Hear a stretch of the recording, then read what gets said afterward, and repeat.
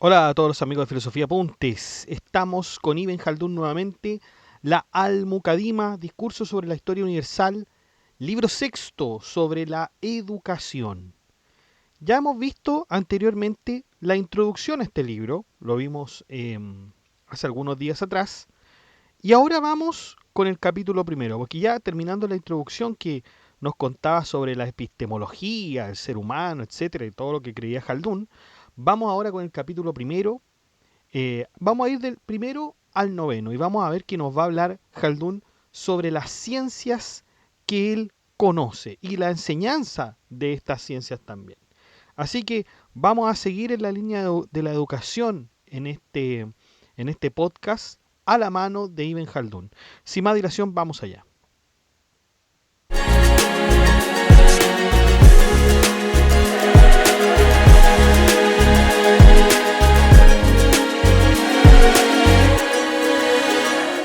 Bueno, capítulo primero. La existencia de ciencias y de enseñanza en el estado civilizado es un hecho conforme a la naturaleza.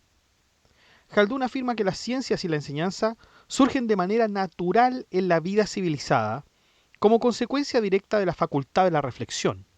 El ser humano comparte con los animales funciones básicas como los sentidos, el movimiento y la nutrición, pero se distingue por su capacidad de pensar, la cual lo impulsa a buscar medios de subsistencia, organizarse socialmente y orientarse hacia fines superiores como la comprensión de lo divino y la salvación.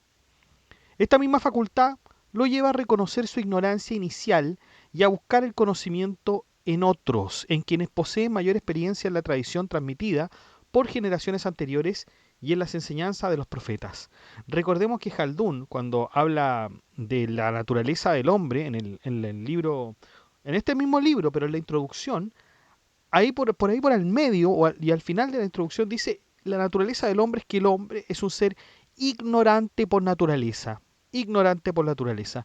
Y como también es un citadino, es decir, es alguien que necesita la cooperación con otros, bueno, es necesario que tenga un maestro, que tenga alguien que lo instruya, o por lo menos alguien cercano por el cual él se asocie y también aprendan los dos.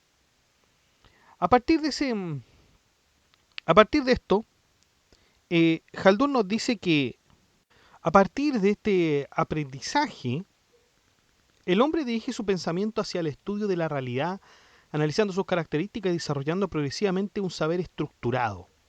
Cuando este conocimiento se consolida, da origen a una ciencia particular. El proceso no se detiene en el individuo, ya que las nuevas generaciones buscan adquirir estos saberes, lo que da lugar a la enseñanza como actividad organizada. De este modo, Ibn Khaldun concluye que tanto las ciencias como su transmisión forman parte de la naturaleza humana, siendo expresiones necesarias de su condición racional y social. Vamos con el capítulo 2. La enseñanza hace parte de las artes. Khaldun sostiene entonces que la enseñanza debe entenderse como un arte porque implica una facultad adquirida distinta del simple entendimiento. Comprender un problema o retener información no equivale a dominar una ciencia. El verdadero saber exige la capacidad de abarcar sus principios, analizar sus problemas y derivar de ellos múltiples aplicaciones. Esta habilidad es propia del sabio y del hombre instruido y se adquiere mediante un proceso formativo, no de mera, no de mera, digamos, actividad, o sea, de manera espontánea. Khaldun explica que todas estas facultades tienen una base corporal, en el cerebro y en las capacidades humanas, y por ello debe transmitirse a través de la enseñanza. En todas las culturas y épocas, el aprendizaje se ha apoyado en la autoridad de maestros reconocidos, cuyos métodos y estilos influyen en la formación de los discípulos. Un aspecto clave de lo que dice Khaldun es la diversidad de terminología utilizada por los distintos maestros. Las diferencias en el lenguaje técnico pertenecen al modo de enseñarla. Por eso incluso cuando una ciencia es la misma, los sistemas de enseñanza varían según el maestro, lo que demuestra que la enseñanza constituye entonces un arte independiente con sus propios métodos, estilos y recursos. Analiza la decadencia de la enseñanza en Occidente como consecuencia directa del deterioro de la civilización urbana. Sostiene que la práctica pedagógica en cuanto a arte depende de condiciones sociales estables. Cuando éstas se debilitan por despoblación, caída de dinastías y crisis política, también desaparecen las ciencias y las artes que florecen en esos contextos. Khaldun recuerda que ciudades como Kairouán y Córdoba, fueron centros de gran desarrollo intelectual donde la enseñanza alcanzó un alto nivel gracias a la continuidad de la vida urbana y la acumulación de saberes a lo largo de generaciones. Esa estabilidad permitió que las ciencias se consolidaran y que la enseñanza se perfeccionara como arte. Sin embargo, la decadencia de estas ciudades provocó la pérdida de ese legado. Ibn Khaldun señala que incluso en periodos posteriores como el de los almohades, la enseñanza ya mostraba signos de debilitamiento, salvo en ciertos lugares como Marruecos donde sobrevivían restos de esa tradición.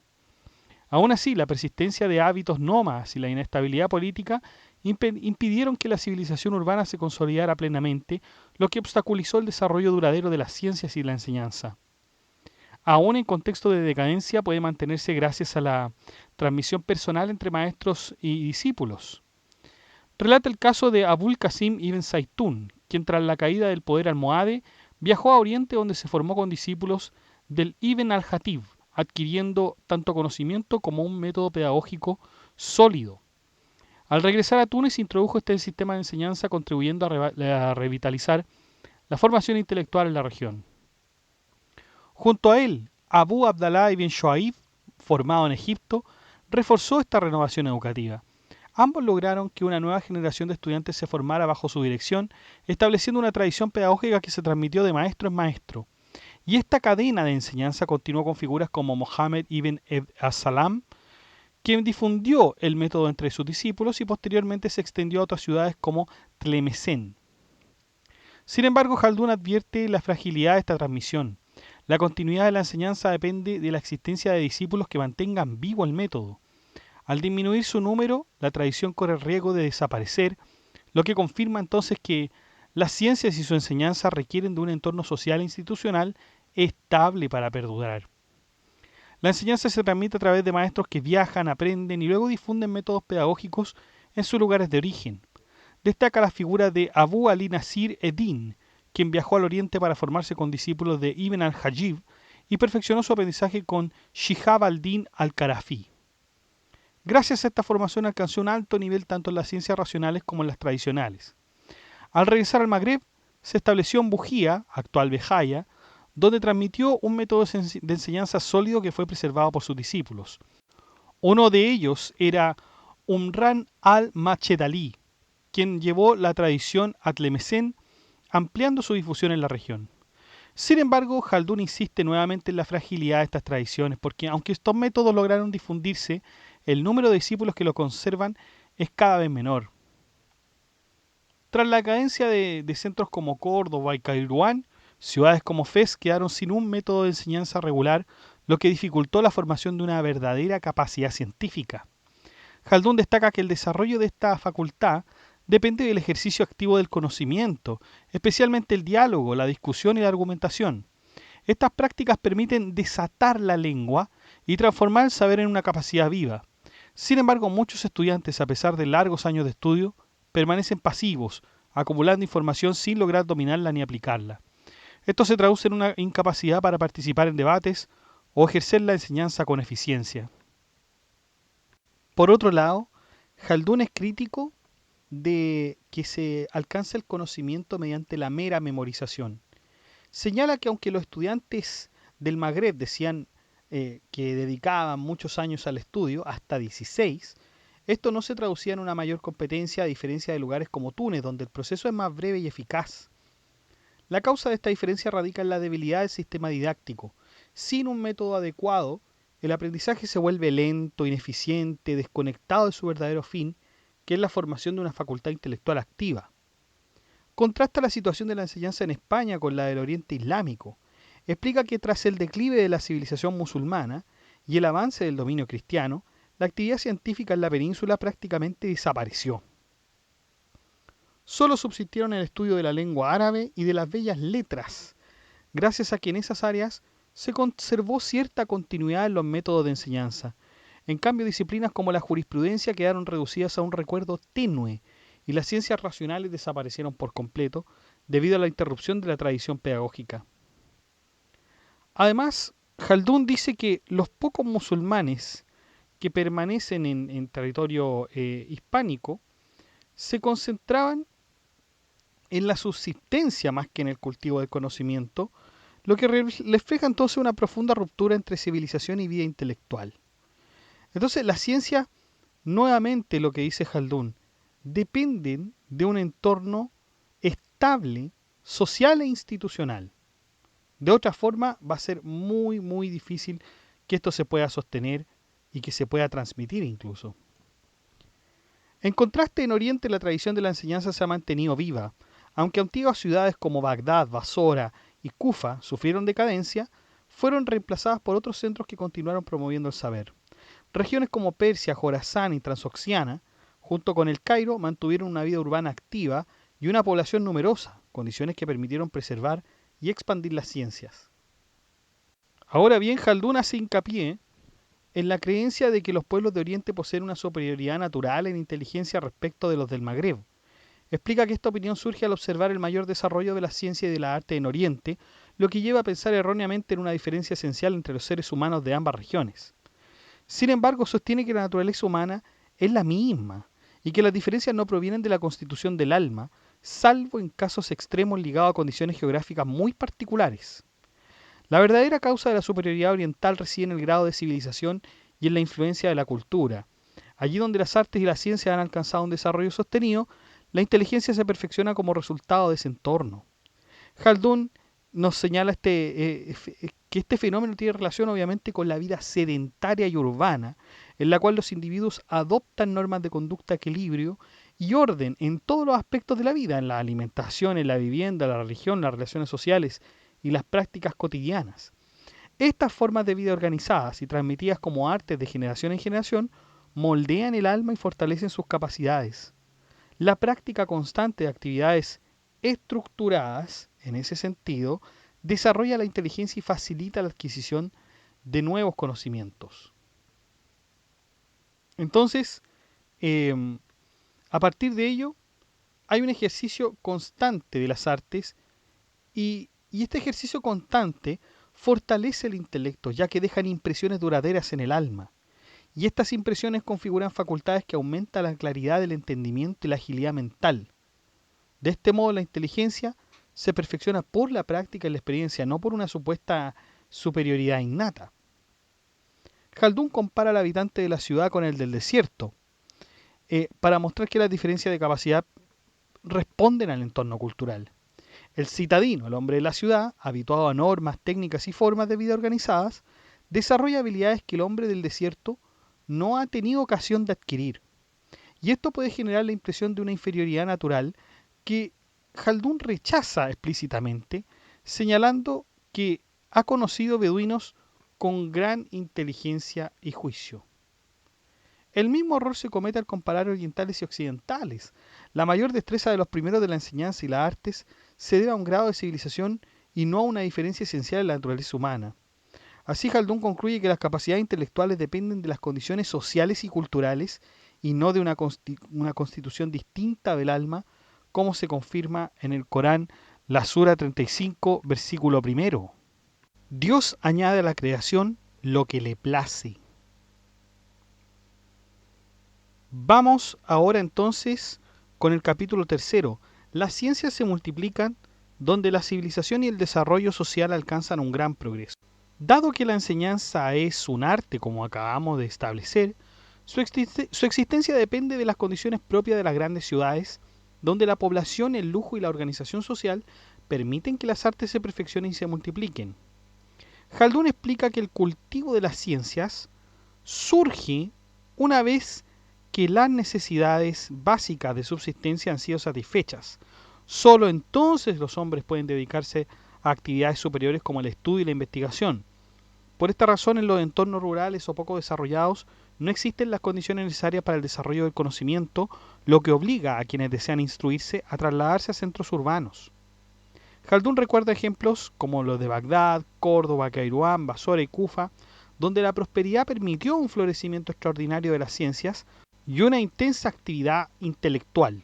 Sin embargo, cuando estas ciudades entraron en decadencia y sus poblaciones se dispersaron, las ciencias también desaparecieron de esos lugares. Bajo ese respecto, Khaldun analiza el caso del Cairo.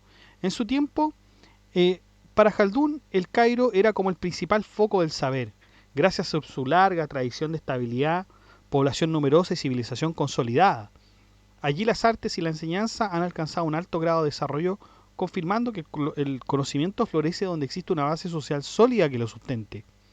El florecimiento de la ciencia en el Cairo se debe en gran medida a la política adoptada por los gobernantes mamelucos desde la época de Saladino. Estos dirigentes, conscientes de la inestabilidad del poder y de la posible pérdida de sus bienes, establecieron instituciones como colegios, conventos y centros de enseñanza financiados mediante el sistema de Waqf, consiste en una donación perpetua destinada a fines religiosos o educativos. El Waqf permitía asignar bienes productivos como tierras o propiedades cuyos ingresos se utilizaran para sostener estas instituciones. A menudo los fundadores establecían que sus descendientes administraran estos bienes o recibieran parte de sus rentas, lo que aseguraba tanto la continuidad familiar como el mantenimiento de las obras. Además de este interés práctico, Ibn Jaldún destaca la motivación religiosa de los emires, quienes buscan el mérito espiritual mediante estas acciones, esperando recompensa en la otra vida. Como resultado se generó en el Cairo una red sólida de instituciones educativas bien financiadas que cubrían tanto el sustento de los estudiantes como los salarios de los maestros. Esto atrajo a numerosos estudiantes desde regiones como Irak, el Magreb, consolidando a la ciudad como un centro intelectual de primer orden. Así Jaldún entonces nos dice, una estructura institucional estable, apoyada en recursos económicos duraderos, permite el desarrollo continuo de las ciencias y la enseñanza. Así lo demuestra con el caso de El Cairo.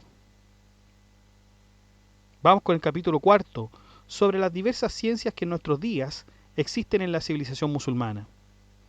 Jaldún clasifica la ciencia de dos grandes tipos según su origen y modo de adquisición. Por un lado están las ciencias filosóficas, que son naturales al ser humano y se desarrollan mediante la reflexión. Estas permiten, a través de la observación y el razonamiento, conocer los objetos, problemas y métodos propios de cada disciplina y conduce al individuo a distinguir entre verdad y error mediante la investigación. Por otro lado están las ciencias tradicionales, que no surgen directamente de la razón, sino que se fundan en la transmisión de enseñanzas establecidas por una autoridad, especialmente el legislador religioso. Estas ciencias dependen de textos y principios revelados y su desarrollo requiere enlazar casos particulares con fundamentos generales mediante el razonamiento analógico. Este tipo de razonamiento, es decir, el analógico, es el que permite extender las reglas a nuevas situaciones, aunque su base sigue siendo la tradición transmitida. Jaldún indica que estas ciencias tradicionales se apoyan en el Corán y en la Sunna.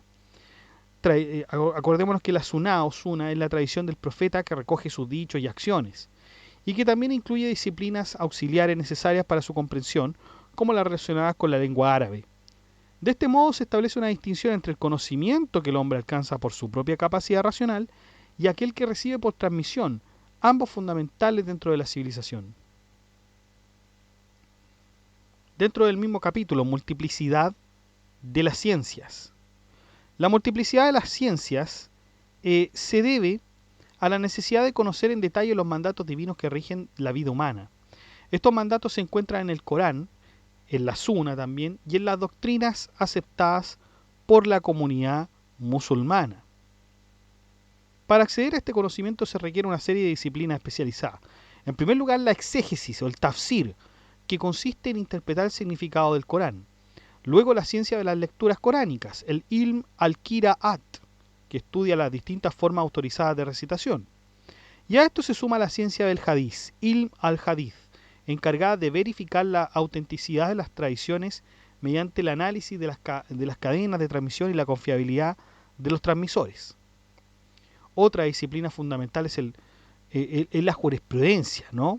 Es la jurisprudencia, el usul al-fiqh, que establece las reglas para normas y para derivar normas a partir de las fuentes reveladas, utilizando métodos como la analogía.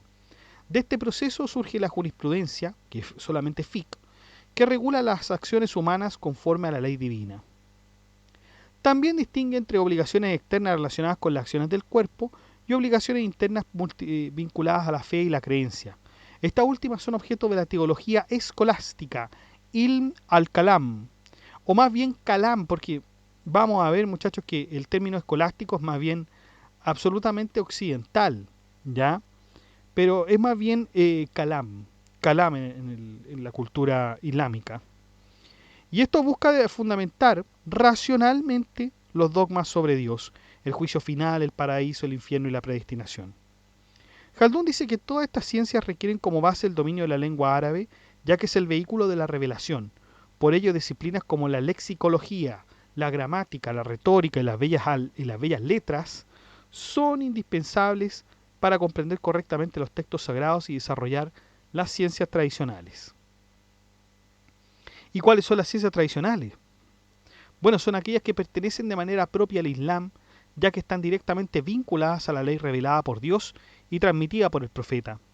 Aunque reconoce que otras religiones han desarrollado ciencias semejantes, afirma que las islámicas poseen una particularidad.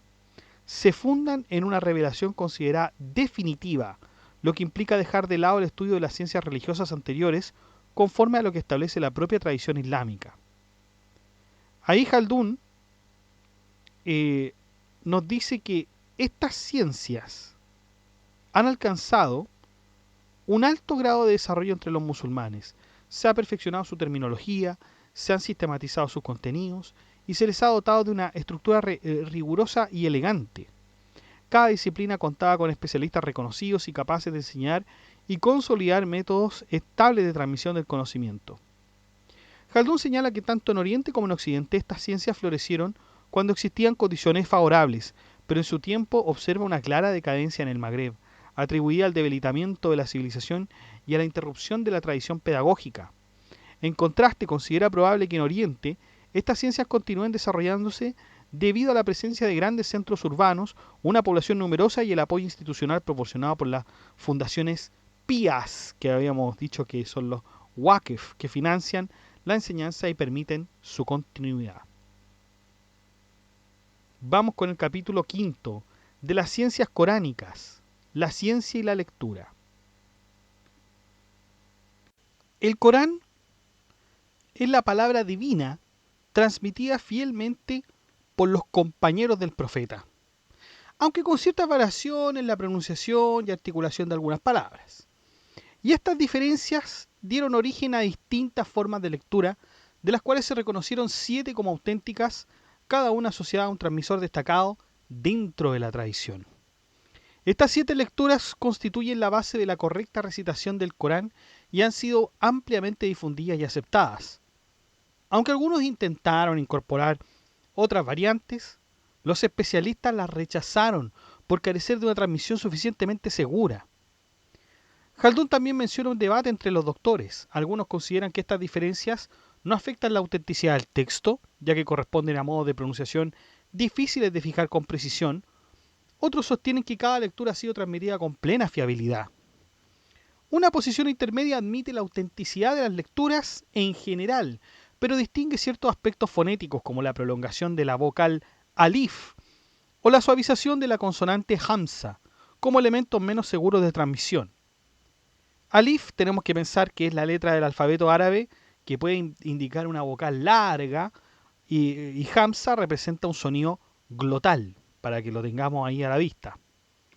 Inicialmente transmitidas de lector en lector, estas formas de recitación fueron posteriormente registradas por escrito junto con otras disciplinas, lo que permitió su sistematización como un arte autónomo dentro del saber islámico.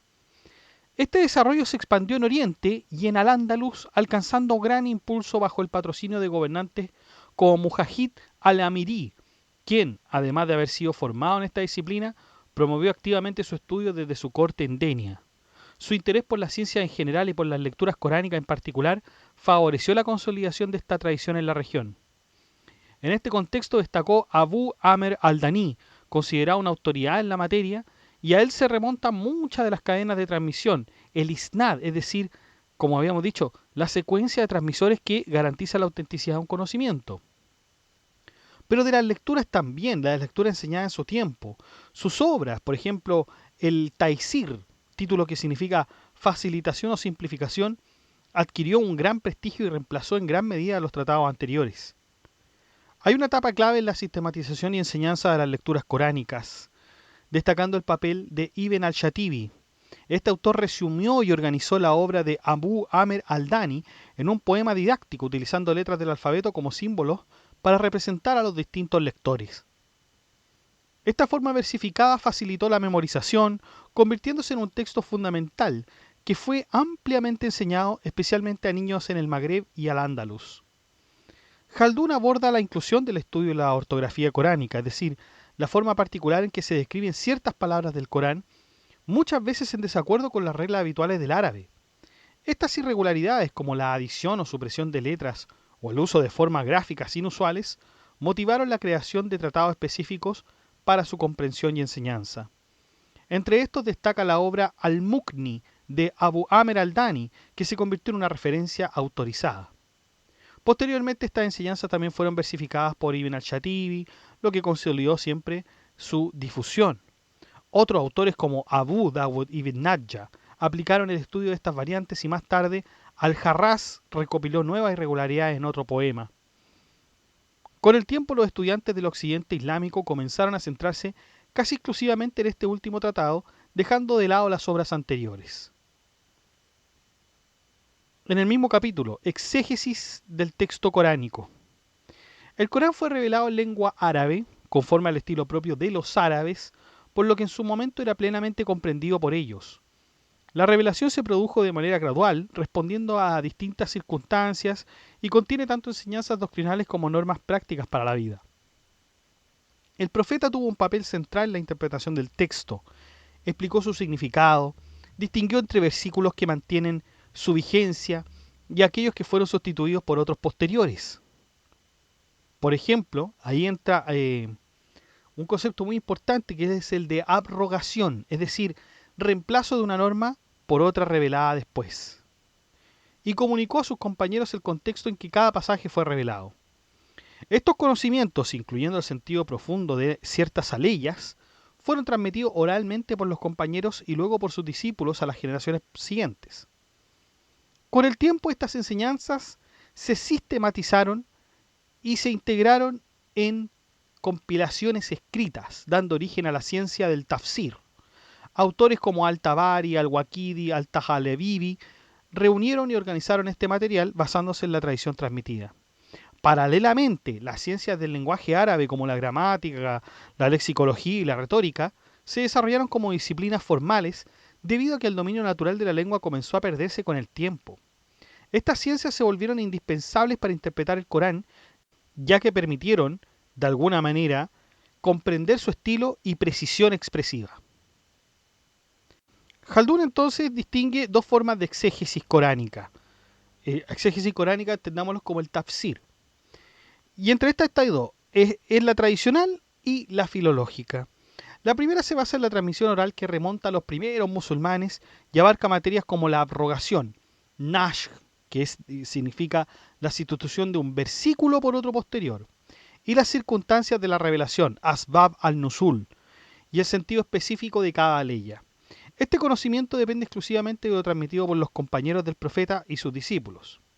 Sin embargo, Jaldún advierte que estas compilaciones tempranas mezclaron tradiciones fiables con otras dudosas, y esto se explica por el contexto cultural de los árabes de la época, quienes al carecer de una tradición escrita desarrollada, recurrieron a informantes provenientes de otras religiones, especialmente judíos y cristianos, las llamadas gentes del Pentateuco. Pentateuco, recuerden que son los 5 primeros libros de la Biblia.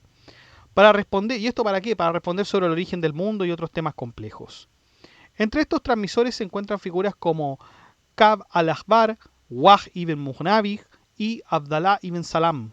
Muchos de ellos, tras convertirse al Islam, conservaron relatos de sus antiguas tradiciones religiosas, conocidos como Israiliyat, narraciones de origen judío o cristiano. Y estos relatos, aunque lejanos a los fundamentos de la ley islámica, fueron incorporados por algunos comentaristas sin ninguna verificación rigurosa. Jaldún critica esta práctica y señaló que la reputación y el prestigio de estos transmisores llevaron a que sus relatos fueran aceptados sin el debido examen. Así muchos comentarios coránicos se llenaron de narraciones que no podían ser comprobadas, lo que introdujo elementos problemáticos en la tradición exegética. Y este análisis refleja una preocupación por distinguir entre conocimiento auténtico y transmisiones que no son verificadas dentro de las ciencias religiosas. Hay una evolución dentro de la exégesis coránica, marcada por un mayor rigor crítico. Señala Jaldún que con el tiempo los sabios comenzaron a verificar las tradiciones y a examinar su autenticidad, y ahí empezaron a depurar los contenidos transmitidos. En este contexto destaca Ibn Atiyya, quien realizó una síntesis cuidadosa de las tradiciones, seleccionando aquellas más confiables. Su obra tuvo amplia difusión en el Magreb y en Al-Ándalus. Posteriormente, Al-Qurtubi continuó con esta línea metodológica, consolidando un enfoque más sistemático y crítico. Junto a esta exégesis tradicional, Jaldún distingue la exégesis filológica, o sea, ya acabamos de decir la tradicional, vamos a la filológica entonces, que está basada en el dominio de la lengua árabe, la gramática y la retórica.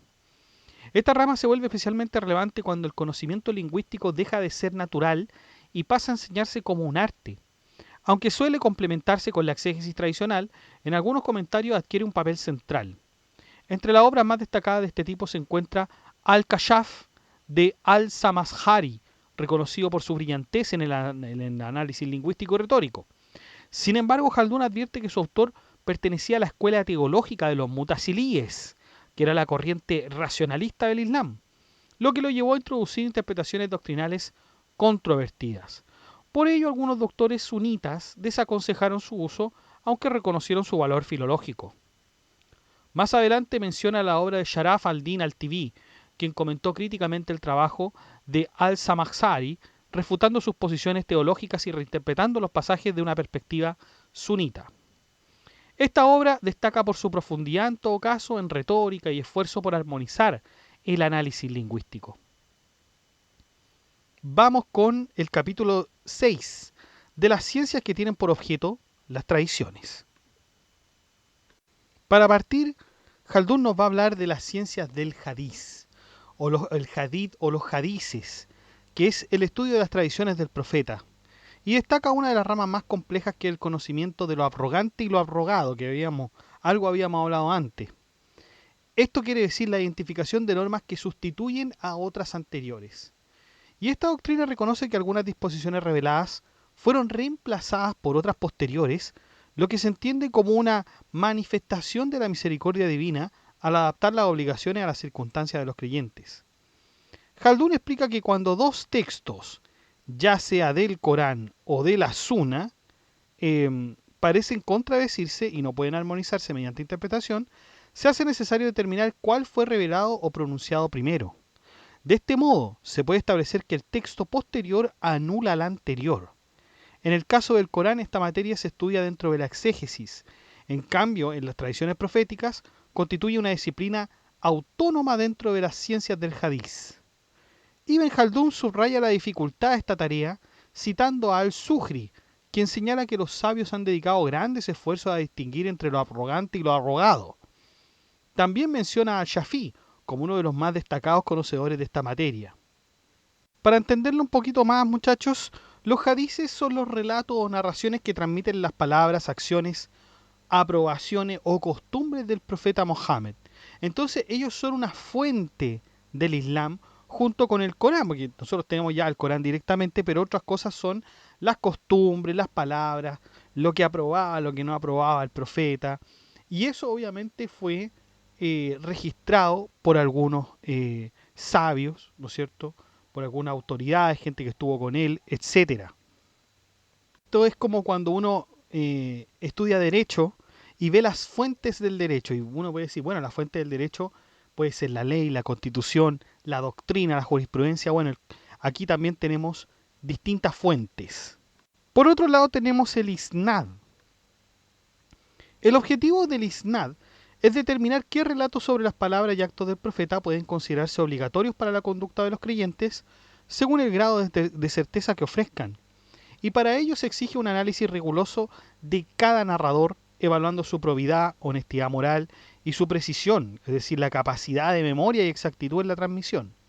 Esta información se obtiene de los juicios emitidos por los grandes doctores de la tradición, lo que permite distinguir entre relatos aceptables y rechazables.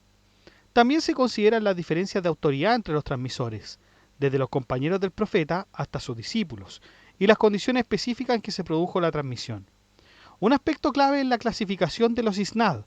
Algunos son continuos, los mutasil, cuando cada narrador ha recibido directamente del anterior, y otros son interrumpidos, los munkati, es decir, cuando falta ese contacto. Esta distinción influye directamente en la aceptación del hadiz, y a partir de estos criterios los sabios desarrollaron una terminología técnica para clasificar los relatos según el grado de autenticidad. Se habla de sahih cuando es auténtico, de hasan cuando es aceptable, daif cuando es débil, mursal cuando es laxo con omisión de un transmisor, shad cuando es anómalo, garib cuando es extraño, entre otros términos también. Además se analiza el modo de transmisión, si fue oral, si fue escrito, dictado o autorizado, y se examinan las variaciones textuales mediante disciplinas auxiliares que estudian términos difíciles o ambiguos como garib, que son las palabras raras, mushkil, que son las expresiones problemáticas, musahab, alteraciones por error de copia, muftarik, que son los homónimos, y mutalif, que son las formas similares con significados distintos. Vamos a hablar de los primeros tradicionalistas. Haldún describe la autoridad y el método de los primeros tradicionalistas, o bueno, podemos decirle tradicionalistas o tradicionistas. Y había uno que destacaba en centros como el Hiyaz, que son, bueno, en el Hiyaz, en Kufa, en Siria y en Egipto en realidad. Y claro, Haldún se centra más bien la escuela del Hiyaz, que se distinguía por ser muy rigurosa en el uso de los isnad, ya que exigía narradores de probada integridad y transmisión y memoria, rechazando relatos de origen dudoso. Y esta tradición alcanzó su consolidación con figuras como Malik ibn Anas, fundador de la Escuela Jurídica de Medina, seguido por discípulos y grandes juristas como Al-Shafi ibn Wahb, Al-Kanabi, Mohammed Al-Shaibani y Ahmad ibn Hanbal. En esta etapa temprana el conocimiento jurídico se basaba exclusivamente en la transmisión directa, sin recurrir a la especulación racional ni a la analogía. El Muwatta de Malik representa un momento clave, de hecho, en la sistematización de este saber. Al reunir tradiciones auténticas organizadas según categorías jurídicas, bueno, los estudiosos comenzaron a analizar las distintas vías de transmisión. Algunas tradiciones eran conocidas por una sola cadena, mientras que otras contaban con múltiples transmisiones, lo que aumentaba su autoridad. ¿Cuáles eran las grandes compilaciones de hadices? Destaca Haldún en primer lugar a Al-Bukhari, quien reunió en su obra As-Sahih, colección de tradiciones auténticas, los relatos considerados más fiables, organizándolos por materia. Su método consistió en seleccionar únicamente aquellas tradiciones cuya autenticidad era ampliamente aceptada, omitiendo las dudosas. Incluyó distintas cadenas de transmisión provenientes de diversas regiones y repitió algunos hadices en distintos capítulos según su relevancia técnica, temática, lo que explica también el elevado número total de registros. Después de Al-Bukhari estaba Muslim ibn al-Hajjaj. Elaboró otra colección titulada también Sahih, siguiendo un criterio similar de autenticidad, pero con una organización distinta. Evitó repeticiones y agrupó en un solo lugar las distintas cadenas de transmisión de cada tradición. Aunque ambas obras son altamente valoradas, Haldún señala que no abarcan la totalidad de las tradiciones auténticas, y esto movió la redacción de tratados complementarios. Más adelante otros autores como Abu Dawud, Al-Tirmidhi y Al-Nasai ampliaron este trabajo incluyendo no solo hadices plenamente auténticos, sino también otros considerados aceptables, los llamados Hasan, como habíamos dicho, con el fin de ofrecer una guía más completa para la conducta de los creyentes. Estas colecciones, conocidas como musnad o compilaciones estructuradas por cadenas de transmisión, se convirtieron en fuentes fundamentales para la práctica religiosa. En los tiempos de Haldún, la labor de recopilar nuevas tradiciones prácticamente había terminado. Los grandes compiladores del pasado habían trabajado con tal amplitud, cercanía temporal respecto de los primeros transmisores y rigor metodológico, que ya no parecía razonable pensar que quedaran hadices importantes por descubrir o reunir. Por ello, la tarea principal de los estudiosos posteriores pasó a ser la crítica textual y la verificación de las compilaciones ya existentes. Y esta nueva labor consistía en corregir manuscritos, comparar versiones y establecer con precisión las cadenas de transmisión que conectaban los textos con los primeros narradores. El objetivo era garantizar la fidelidad de las grandes colecciones fundamentales, especialmente mediante la confrontación de distintas copias y tradiciones orales conservadas por especialistas. Haldún destaca particularmente la complejidad de la obra de Al-Bukhari cuyo Sahih considera la colección más importante, aunque también una de las más difíciles de comprender. Para interpretar correctamente su organización, el estudio debe dominar múltiples disciplinas, conocer las diversas vías de transmisión de cada hadiz, identificar a los narradores según sus regiones de origen, como por ejemplo, no sé, este del Hiyaz, Siria, Irak, entender las discusiones sobre la confiabilidad de cada transmisor y poseer además sólidos conocimientos jurídicos. La dificultad aumenta porque al-Bukhari organizó su obra según criterios jurídicos y doctrinales muy sutiles. Repetía un mismo hadiz en distintos capítulos, asignándole nuevos significados según el título bajo el cual lo colocaba. Entonces, la lectura del Sahih en un ejercicio de interpretación avanzadísima. El conocimiento técnico del derecho y la ciencia del hadith era algo absolutamente indispensable y que tomaba mucho tiempo. Por lo tanto, era un enorme trabajo comentar correctamente el Sahih de al-Bukhari. Khaldun sostiene que quien intente explicarlo sin dominar previamente las complejas cuestiones relativas a las cadenas de transmisión, las variantes textuales, la jurisprudencia y los criterios de organización interna, no puede ser considerado un comentarista completo. Por ello menciona críticamente a algunos comentaristas anteriores, señalando que no lograron satisfacer plenamente las exigencias de esta tarea. Khaldun transmite además una opinión de sus maestros, según la cual explicaron adecuadamente la obra de al-Bukhari. Claro, porque al-Bukhari constituye, digamos, empezar por al-Bukhari es un deber religioso, digamos, colectivo, ¿ya? Una obligación que nadie puede permitirse omitir. O sea, nadie había, incluso hasta su tiempo, nadie había conseguido realizar un comentario absolutamente satisfactorio y definitivo de esta obra fundamental. Khaldun señala que en Occidente muchos estudiosos otorgaban preferencia al Sahih de Muslim ibn al-Hajjaj, que acuérdense que era el posterior, debido a que su organización era considerada más clara y rigurosa. Cita la opinión de Ibn al-Salah, quien afirmaba que Muslim evitó incluir ciertas tradiciones problemáticas o encabezamientos ambiguos que sí aparecían en la obra de al-Bukhari. A partir de ello, entonces, Khaldun menciona la tradición de comentarios elaborados sobre el Sahih de Muslim. Entre ellos destaca el trabajo de al-Masiri, titulado Al-Mulim, reconocido por su riqueza de cuestiones jurídicas y de hadices. Luego, Qadi Iyad amplió esta obra en su Ikmal al-Mulim y posteriormente al-Nawawi, que completó ambos trabajos mediante un comentario aún más extenso y detallado.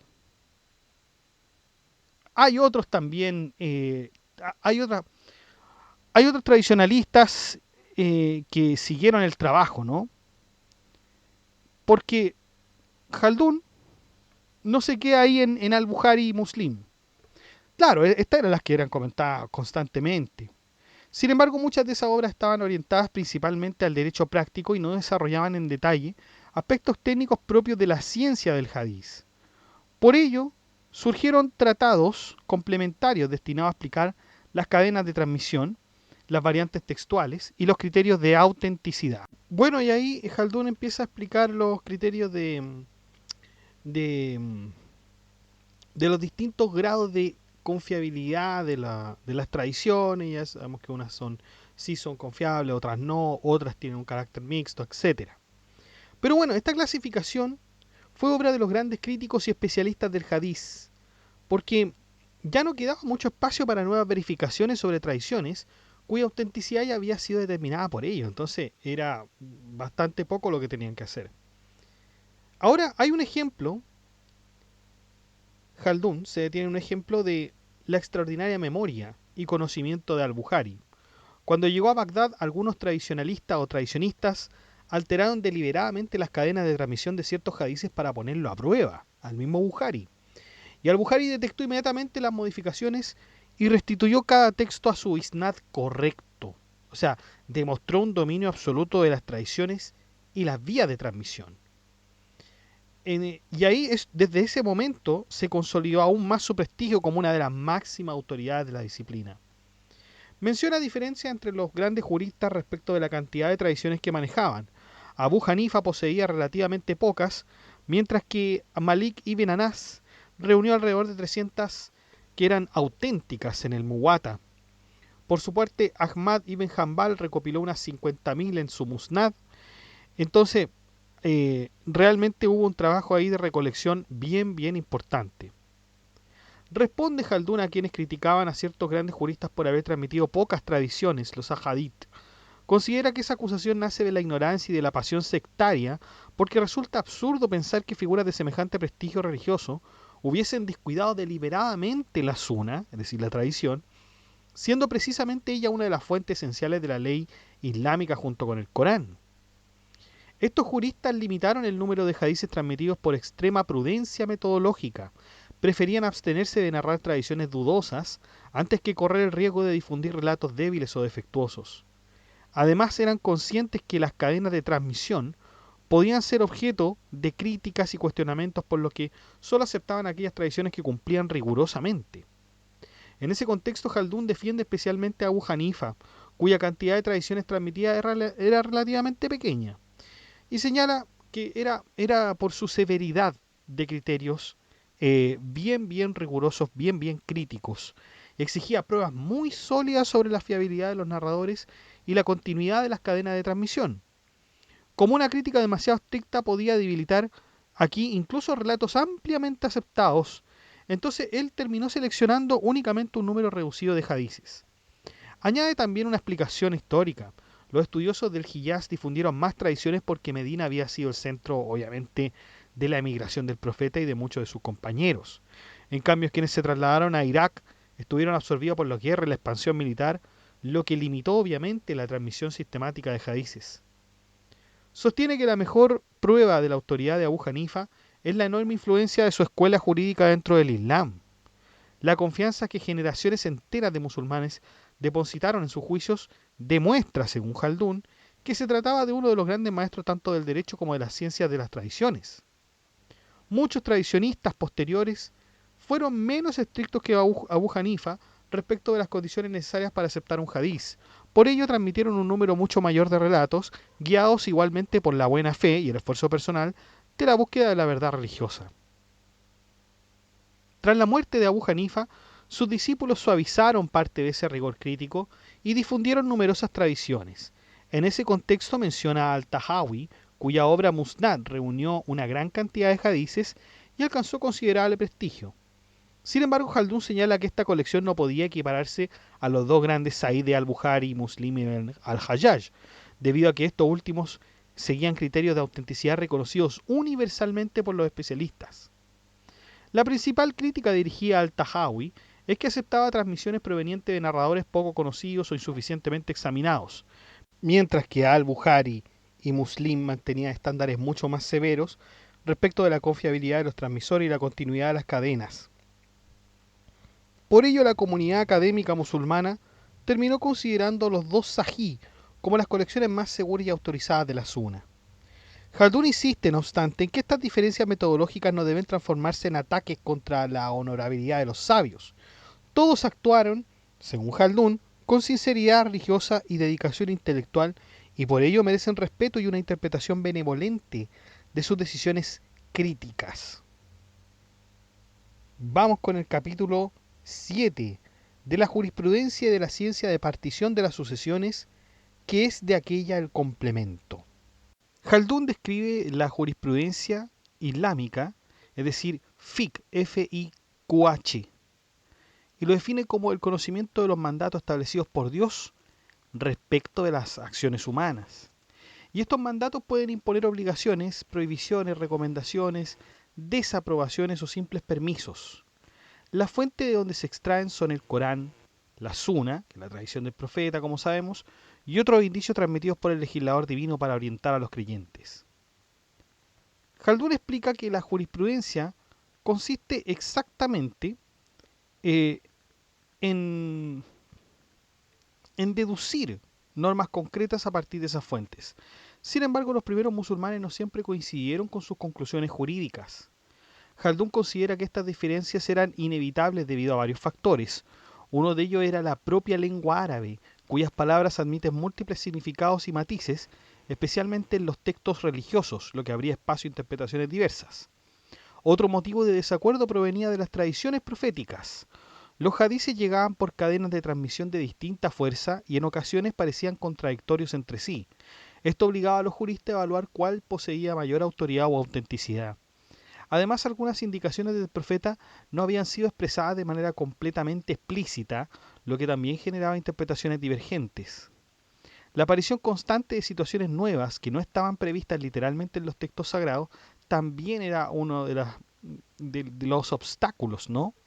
Cuando no existía una norma directa aplicable, los juristas debían resolver el caso mediante analogía, el quiyás, es decir, comparándolo con otro caso regulado en el Corán o la Suna, que presentara una relación semejante.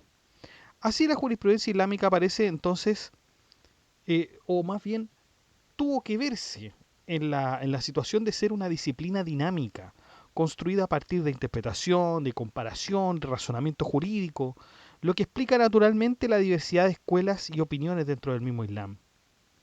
No todos los compañeros del profeta poseían la preparación necesaria para resolver cuestiones jurídicas. Esa tarea recaía principalmente en quienes conocían profundamente el Corán, sabían distinguir entre versículos arrogantes y arrogados, lo que habíamos hablado antes, entre pasajes claros, los ambiguos, y además conservaban enseñanzas recibidas directamente del profeta o de otros compañeros. Y a estos especialistas se les llamaba lectores, qurrá, porque en aquella época la alfabetización era escasa entre los árabes y el conocimiento del libro sagrado otorgaba un prestigio excepcional. Con el crecimiento de las ciudades musulmanas y la expansión de la educación, la situación cambió profundamente. El estudio del Corán, la práctica de la analogía jurídica, el quiyás y el desarrollo sistemático de la interpretación transformaron la jurisprudencia en una disciplina especializada, enseñada como una ciencia formal. Y en ese contexto el antiguo título de lector fue reemplazado por el de faqih, F-A-Q-I-H, que significa jurisconsulto, o también el ulema, que es el sabio religioso. Entonces, la jurisprudencia terminó dividiéndose en dos grandes orientaciones. La primera era de los partidarios del razonamiento, establecidos principalmente en Irak, y debido a que poseían menos tradiciones auténticas, recurrieron con mayor frecuencia a la analogía y al razonamiento jurídico, desarrollando gran habilidad en estas técnicas. El principal representante de esta escuela fue Abu Hanifa. Y la segunda orientación correspondía a los tradicionistas del Hiyaz, quienes privilegiaban el uso directo de los hadices y de la práctica transmitida desde Medina. Sus principales figuras fueron Malik ibn Anas y posteriormente al-Shafi. Hay escuelas, nos dice Jaldún. Primero está lo de los dairíes, escuela que rechazaba el uso amplio de la analogía jurídica. Sus miembros sostenían que las fuentes legítimas del derecho debían limitarse al texto literal del Corán. La suna y el consenso de los primeros musulmanes también era algo que también se tenía que ver literalmente. Solo aceptaban aquellas conclusiones que surgieran directamente y de forma evidente del texto sagrado. Consideraban que cuando el propio texto indicaba la causa de una norma, esa causa podía extender el juicio a casos semejantes, pero sin recurrir a elaboraciones racionales complejas. El principal representante de esta escuela fue Dawood al-Zahiri. Jaldún explica que, junto a las escuelas jurídicas sunitas, existía también sistemas particulares desarrollados por los chiíes y los jaríes. Los chiíes fundamentaban su jurisprudencia en la autoridad de los imames descendientes de Mohammed, a quienes atribuían una condición prácticamente infalible. Muchachos, ustedes saben que nosotros ya hablamos de los chiíes, hablamos en el libro tercero, para que ahí lo tenga en cuenta y lo vuelva a escuchar, porque la verdad es que es difícil entender de pronto la filosofía chiita, y aquí vamos a hablar vamos a hablar del pensamiento chiita un poco, así que sería bueno que le echaran un ojo. Jaldún considera débiles estas bases doctrinales, reflejando aquí claramente su perspectiva sunita ortodoxa.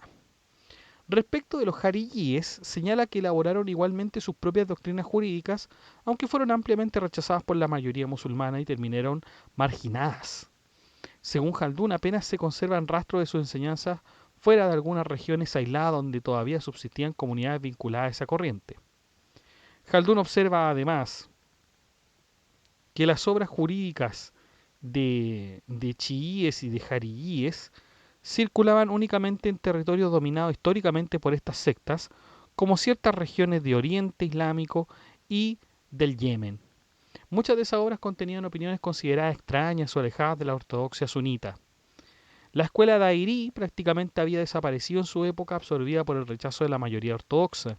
Solo sobrevivían algunos libros que conservaban sus doctrinas. Algunas personas movidas por curiosidad intelectual eh, se dedicaban a estudiar las obras de esta corriente sin contar con maestros autorizados. Según Jaldún, este aprendizaje puramente, así lo dice, puramente libresco, llevaba con frecuencia a adoptar opiniones opuestas a las doctrinas aceptadas por la mayoría de los juristas, generando rechazo social y acusaciones de innovación peligrosa de forma religiosa. Como ejemplo, menciona a Ibn Hazm, uno de los más célebres representantes del pensamiento da'irí en el Al-Ándalus. Jaldún reconoce su enorme erudición como tradicionista, pero afirma que su adhesión a la escuela literalista y sus esfuerzos personales de interpretación lo llevaron a apartarse incluso de algunas doctrinas del propio fundador de la escuela, Dawud al-Zahiri. El resultado fue una fuerte reacción del público y de los sabios que terminaron rechazando y marginando sus escritos, llegando incluso a prohibir su circulación y destruir ejemplares de sus obras.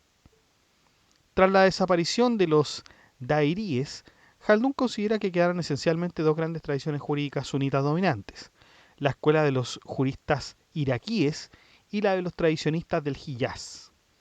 El principal representante de la primera fue, como ya sabemos, Abu Hanifa, cuya autoridad jurídica era ampliamente reconocida. Y en cuanto al Hiyaz, tenemos a Malik ibn Anas. Jaldún explica que Malik introdujo un elemento distintivo en su método jurídico, la costumbre de Medina. Consideraba que las prácticas mantenidas por los sabios medinenses conservaban la tradición viva de los pueblos musulmanes y en última instancia de la conducta del propio profeta. Por ello la práctica habitual de Medina tenía para él un valor jurídico especial. Sin embargo, Jaldún aclara que Malik no confundía esta costumbre local con el ijma, que era el consenso general de la comunidad musulmana. Para Malik, el consenso universal debía abarcar a todos los musulmanes, mientras que la práctica de Medina constituía una fuente particular de autoridad derivada de la cercanía histórica y espiritual de esa ciudad con los orígenes del Islam. Jaldún explica que el verdadero consenso jurídico surge de un examen racional y colectivo realizado por los sabios mediante interpretación y esfuerzo intelectual.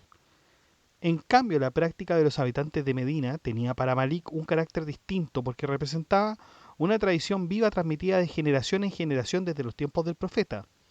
Según esta idea, los medinenses conservaban hábitos jurídicos y religiosos heredados directamente de quienes habían vivido con Mohammed, reproduciendo entonces una conducta continua. Jaldún considera, sin embargo, que Malik habría debido tratar esta cuestión en otro contexto doctrinal, no dentro del capítulo relativo al consenso general.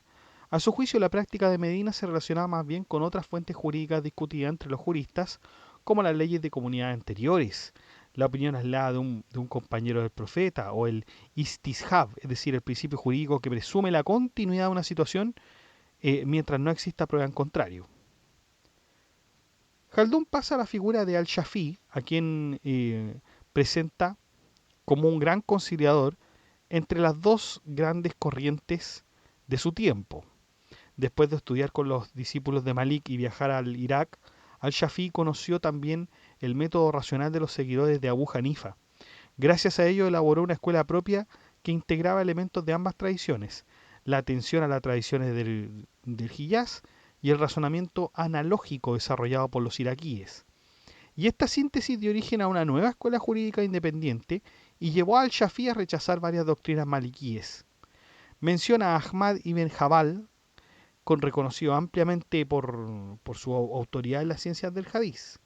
Aunque sus discípulos poseían un profundo conocimiento de las tradiciones, también estudiaron con los seguidores de Abu Hanifa y terminaron formando una escuela jurídica particular. Así, entonces, hay cuatro grandes tradiciones sunitas que surgieron de combinaciones distintas entre la transmisión profética, el razonamiento jurídico y la práctica comunitaria. Vamos a hablar ahora del derecho islámico sunita. Jaldún nos describe el momento en que el derecho islámico sunita quedó consolidado en torno a cuatro grandes juristas, ¿no es cierto? Según Jaldún, con el paso del tiempo, terminó el periodo de discusión amplia y de elaboración independiente de doctrinas, porque los juristas em, consideraron que ya no existían condiciones necesarias para alcanzar el rango de mujtahid, es decir, jurista capaz de interpretar directamente las fuentes del Islam mediante razonamiento propio. Jaldún señala que el temor a interpretaciones erróneas y a la aparición de personas poco capacitadas llevó a cerrar la puerta del ijtihad. Acuérdense que el ijtihad es el esfuerzo intelectual independiente para deducir normas jurídicas desde el Corán y la Sunna. Desde entonces los sabios recomendaron seguir una de las cuatro escuelas reconocidas y evitar cambiar arbitrariamente entre ellas. La función principal de los juristas pasó a ser transmitir y explicar las doctrinas heredadas de los grandes fundadores. Luego Jaldún se va a los seguidores de Ahmad ibn Hanbal. Los presenta como un grupo menos numeroso, concentrado principalmente en Siria y en algunas zonas de Irak, y su rasgo distintivo era el apogeo riguroso al Corán y a las tradiciones proféticas, reduciendo entonces a una analogía jurídica solo cuando era estrictamente necesario. Menciona además las tensiones frecuentes entre los jambalíes y los chiitas en Bagdad, conflictos que persistieron hasta la invasión tártara o mongola de la ciudad. También analizó la expansión de la escuela de Abu Hanifa que dominó amplias regiones del mundo musulmán, especialmente Irak, Persia, Transoxiana, India y China. Jaldún atribuye esa difusión al apoyo político recibido durante el califato abasí y al prestigio intelectual de sus juristas quienes desarrollaron extensas obras doctrinales y técnicas refinadas de argumentación jurídica. Sus discusiones con los shafíes enriquecieron enormemente la literatura legal islámica. Jaldún añade que la doctrina hanafí tuvo poca presencia en el Magreb, aunque algunos juristas intentaron introducirla allí.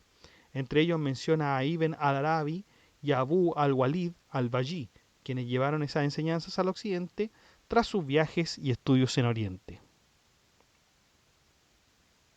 Vamos entonces con la escuela de al-Shafi.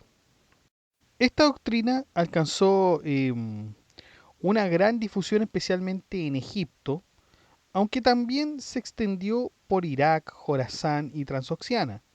En muchas ciudades importantes los juristas chafíes compartían protagonismo con los hanafíes, participando juntos en la enseñanza y en la resolución de cuestiones legales. Jaldún destaca que entre ambas escuelas existían debates constantes. Los sabios organizaban reuniones y controversias jurídicas donde defendían sus doctrinas, utilizando razonamientos sofisticados y técnicas argumentativas refinadas. Estas discusiones produjeron abundante literatura polémica y doctrinal, enriqueciendo enormemente el pensamiento jurídico islámico. Sin embargo, el autor lamenta que la caída del califato oriental y la destrucción de varias de sus regiones pusieran fin a ese debate intelectual. Jaldún también relata la instalación de al-Shafi'i en Fustat, donde comenzó a enseñar su doctrina. Allí formó discípulos destacados, entre ellos al-Buwaiti, al-Musani, quienes ayudaron a consolidar la escuela en Egipto y transmitieron sus enseñanzas también a las generaciones posteriores. Al mismo tiempo, Ibn Jaldún recuerda que Egipto también contaba con una fuerte presencia maliquí. Menciona importantes representantes de esa tradición jurídica como Ashab ibn Abdalaziz, ibn al-Qasim e ibn Mawaz. La coexistencia de ambas escuelas convirtió a Egipto en un centro intelectual donde distintas corrientes jurídicas convivían, competían y enriquecían el desarrollo del derecho islámico. ¿Qué pasaba en el Egipto y el Magreb de esos años? Durante el dominio de la dinastía Fatimí, a la que denomina Rafidita Ibn Jaldún, terminó usado por autores sunitas para referirse respectivamente a ciertos grupos chiitas también. Y ahí la jurisprudencia sunita fue desplazada en Egipto y sustituida por la doctrina jurídica de los descendientes de Alí y de la familia del profeta, es decir, la tradición chiita de la gente de la casa, ¿ya? Es decir, al-Bait, familia de Mohammed. La presencia de las escuelas sunitas quedó reducida a pequeños grupos aislados. Jaldún menciona luego a Abd al-Wahhab al-Baghdadi, quien huyó de Bagdad y encontró refugio en Egipto bajo protección fatimí. Jaldún interpreta esta acogida como una forma de propaganda política, porque el gobierno fatimí buscaba de alguna manera mostrar que apreciaba a los sabios mejor que el poder abasí. Sin embargo, el verdadero restablecimiento del sunismo ocurrió con el ascenso de Saladino, quien abolió oficialmente la jurisprudencia fatimí y restauró las doctrinas sunitas tradicionales. A partir de entonces, la escuela Shafí adquirió enorme fuerza en Egipto y Siria. Ibn Khaldún enumera una larga cadena de grandes juristas y teólogos asociados a esa renovación intelectual. Entre ellos vamos a nombrar algunos nomás: Al-Nawawi, Isa al-Din, Ibn Abd al-Salam, Ibn Daqiq al-Id y Taqi al-Dakin al-Subki. Todos ellos simbolizan para Khaldún el esplendor del saber jurídico sunita bajo el patrocinio de Ayub y posteriormente también el mameluco. Pasa después Khaldún a relatar la escuela maliquí en el Magreb y en España. Explica que este fenómeno se dio por razones geográficas y culturales. Los estudiantes magrebíes y andalusíes viajaban principalmente al Hiyaz, especialmente a Medina, donde enseñaba Malik y donde su doctrina tenía gran prestigio. Como Irak quedaba fuera de sus rutas habituales, tuvieron poco contacto con la escuela hanafí. Además, Khaldún creía que existía una afinidad cultural entre los pueblos del Magreb y los habitantes del Hiyaz. Ambos conservaban rasgos de vida relativamente simples y cercanos al nomadismo, muy distinto de la refinada civilización urbana de Irak. Por ello, la doctrina maliquí permaneció en Occidente más pura, entre comillas, y menos transformada por la sofisticación intelectual y urbana que modificó otras escuelas jurídicas. Finalmente, Khaldún explica que una vez cerrada la práctica amplia del ijtihad, recordemos esto, que esto era el esfuerzo independiente de interpretación jurídica, los juristas ya no podían crear libremente nuevas doctrinas. Su tarea consistía en resolver casos nuevos comparándolos con principios ya establecidos por el fundador de su escuela. Y de este modo surgió una técnica jurídica basada en distinguir semejanzas y diferencias entre situaciones concretas, disciplina que terminó constituyendo la verdadera ciencia de la jurisprudencia práctica dentro de cada tradición jurídica islámica.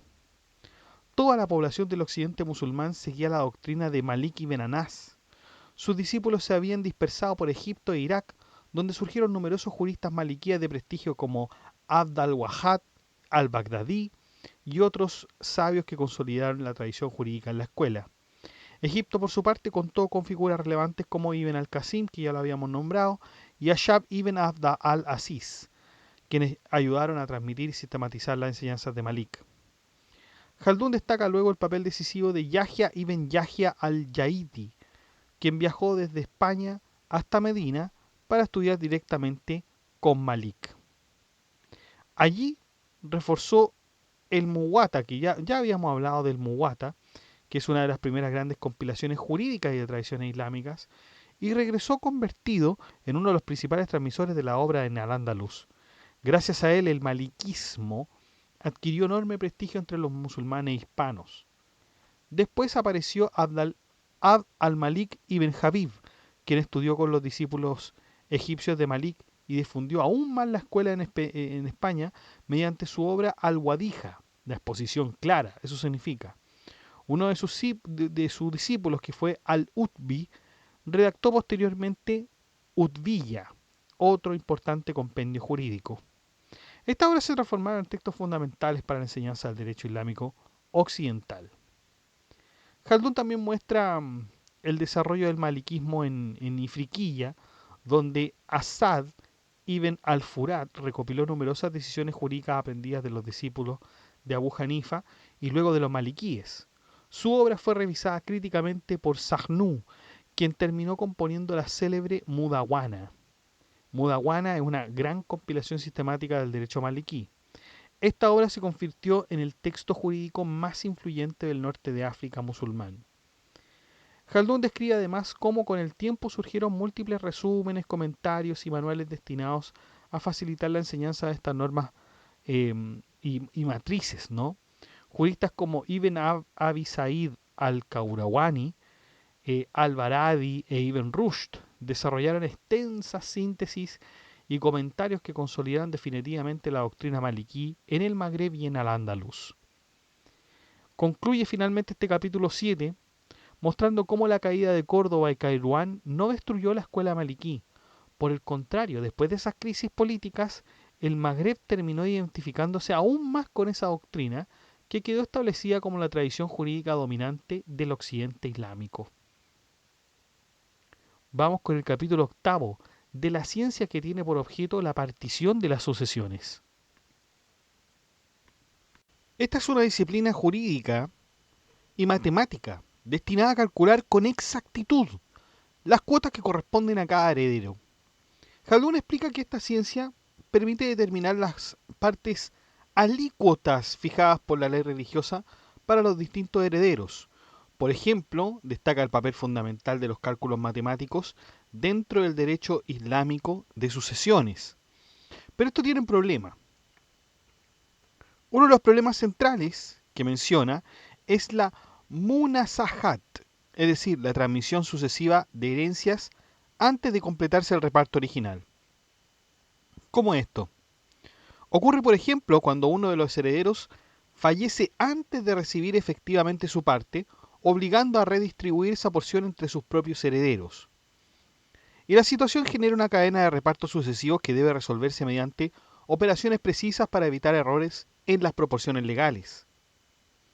Khaldun señala además que pueden existir varios casos de munasahat dentro de una misma sucesión.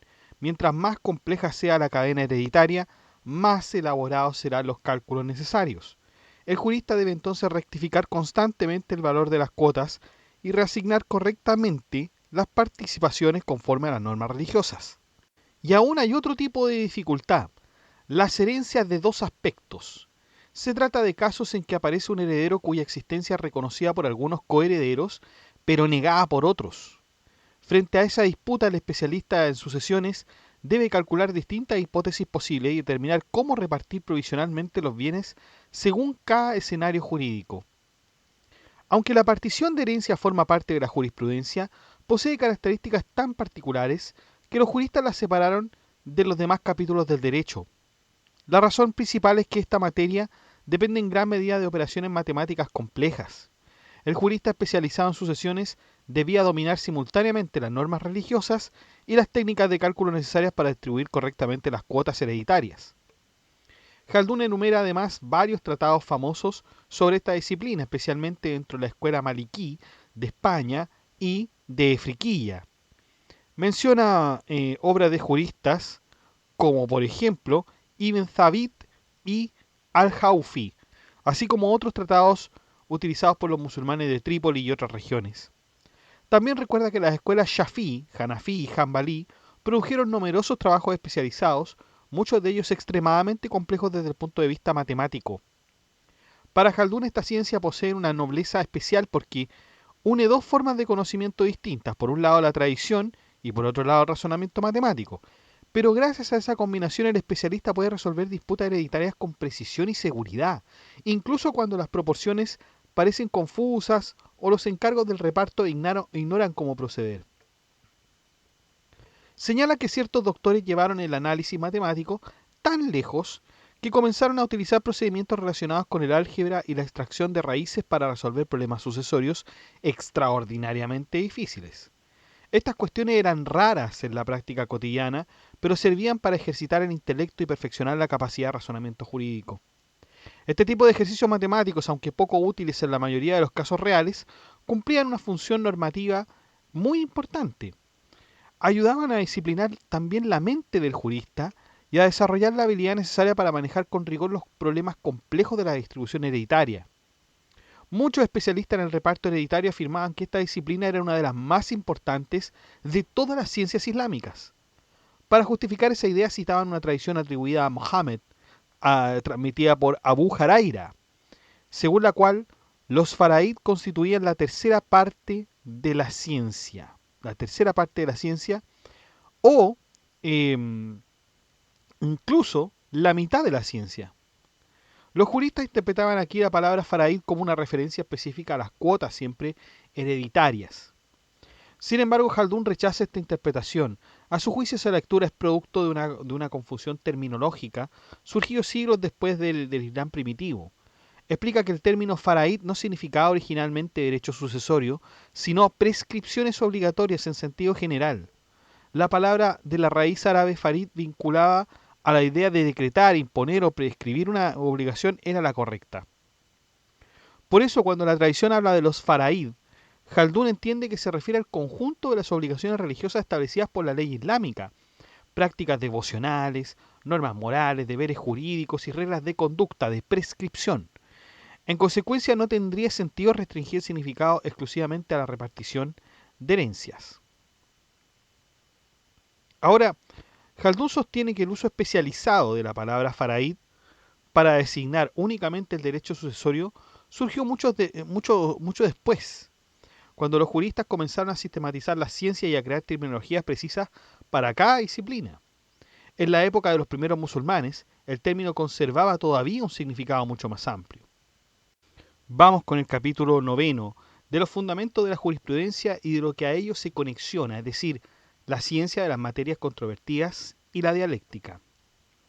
Esta ciencia es una de las más elevadas e importantes dentro del Islam porque permite comprender el método mediante el cual se derivan las reglas legales y religiosas. Jaldún explica primero que las fuentes originales de la ley son dos, como ya sabemos, el Corán y la Sunna. Mientras vivía Mohammed, no existía dificultad metodológica, porque las dudas jurídicas podían resolverse directamente preguntándole a él. Él aclaraba el sentido de las revelaciones mediante su palabra, acción, decisión práctica, y por eso durante su vida los musulmanes no necesitaban sistemas complejos de interpretación jurídica ni razonamientos analógicos desarrollados. Después de la muerte del profeta, la situación cambió completamente. Las revelaciones ya estaban cerradas y el acceso directo a la explicación profética obviamente desapareció. Entonces surgió la necesidad de conservar esas enseñanzas mediante las tradiciones transmitidas oralmente, es decir, los hadices. A partir de ese momento la jurisprudencia comenzó a depender de la autenticidad de las cadenas de transmisión. Primero aparecen las fuentes. Luego surge el problema de verificar qué tradiciones son auténticas. Y posteriormente nace la necesidad de crear métodos racionales capaces de interpretar correctamente esas fuentes. Ahí aparece el concepto de ijma, es decir, el consenso de la comunidad o de los primeros musulmanes. Los compañeros del profeta consideraban inaceptable apartarse unánimemente de una verdad religiosa porque pensaban que una comunidad guiada colectivamente no podía coincidir en el error respecto a cuestiones fundamentales de la ley. Por eso con el tiempo el consenso pasó a convertirse en una tercera fuente jurídica junto al Corán y la Sunna. Lo interesante es que Jaldún presenta aquí el desarrollo del derecho islámico, y lo hace como una cuestión obviamente histórica, intelectual. Primero existió una autoría viva, luego surgió la tradición oral, después apareció la necesidad crítica, la interpretación, la sistematización. Y ahí Jaldún en ese respecto nos habla del qiyas, es decir, la deducción analógica.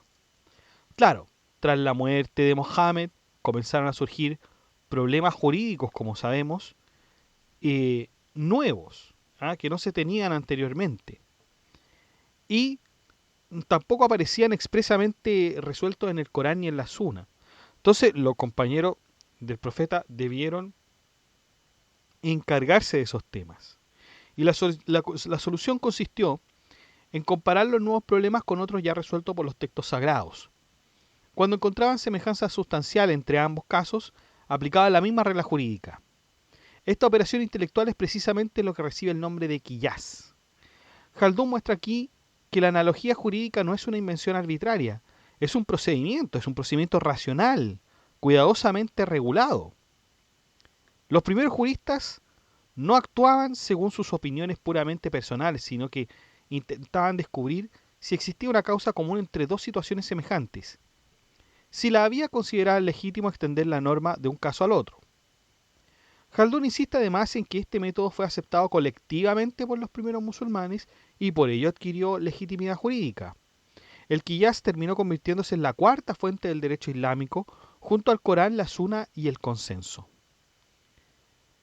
La progresiva racionalización de la jurisprudencia islámica en este caso fue inevitable. A medida que el Islam se expandía y las sociedades musulmanas se volvían más complejas, las simples respuestas textuales ya no bastaban. Era necesario construir un método capaz de adaptar la ley a situaciones nuevas, pero sin romper la continuidad de la revelación original. También aborda Jaldún la cuestión de la epistemología fundamental, o sea, ¿por qué estas cuatro fuentes que acabamos de explicar deben considerarse válidas y seguras? Respecto del Corán, dice Jaldún, sostiene que su autenticidad es absoluta, debido tanto a la perfección de su lenguaje como a la transmisión ininterrumpida y colectiva de su texto.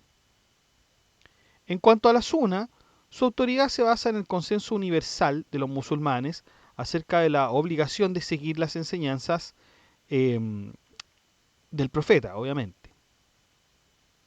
Jaldún recuerda además que el propio Mohammed enviaba jueces y mensajeros con instrucciones legales a distintas regiones, lo cual prueba entonces que sus decisiones tenían fuerza, obviamente, normativa. Vamos con la tercera, que es la ijma. Respecto de la ijma, que es el consenso, el argumento tiene un poco de cariz teológico, porque los compañeros del profeta no podían coincidir unánimemente en el error respecto a cuestiones esenciales de la religión. Por eso el acuerdo colectivo de la comunidad primitiva se considera una prueba legítima. Ahora bien, la Suná no tiene la misma certeza inmediata que el Corán.